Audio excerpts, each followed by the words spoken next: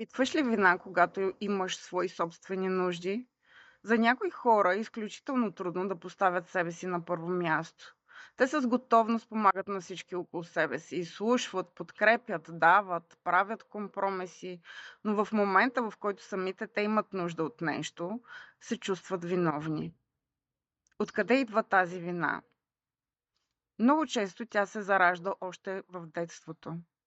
Може би си научил, че трябва любовта да бъде заслужена, да бъдеш добър, услужлив, винаги готов да помогнеш. Може би са те хвалили, че си доброто дете, което не създава проблеми.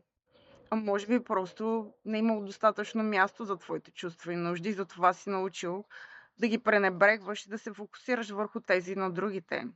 С времето мозъкът ти може да е свързал това, да имаш свои нужди с риска да бъдеш отхвърлен, да разочароваш някого, да предизвикаш конфликт или да загубиш любовта на хората, на които държиш или от които зависиш.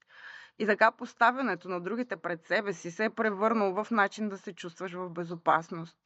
Проблемът е, че когато постоянно пренебрегваш собствените си нужди, не изграждаш здравословни взаимоотношения.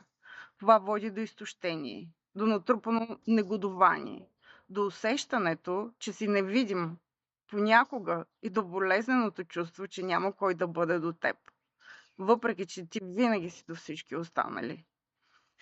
Ако се разпознаваш в това или в някои от тези неща, ето някои упражнения, които в началото може да ти се сторят плашещи, но могат да ти помогнат постепенно да промениш този модел. Кажи не поне веднъж тази седмица, без да се оправдаваш и без да се извиняваш.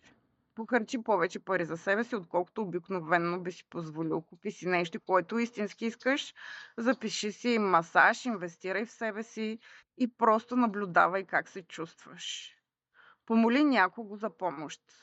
Кажи ясно от какво имаш нужда, без да се извиняваш, че имаш нужди. Позволи на някого да бъде разочарован, вместо ти да изоставиш себе си. Приеми комплимент, като просто кажеш благодаря. Напиши 100 изречения, започващи с думите "аз искам". Не ги цензурирай, просто ги остави да излязат. Ако тези упражнения предизвикват дискомфорт или чувство на вина, не приемай това като знак, че правиш нещо грешно.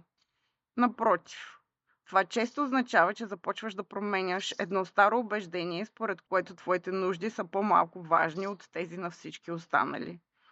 Целта не е да спреш да се грижиш за другите, целта е да спреш да се грижиш за всички останали за сметка на себе си. Защото твоите нужди имат значение.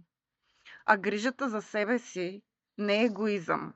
Тя е в основата на здравите взаимоотношения, както с другите, така и с самия теб.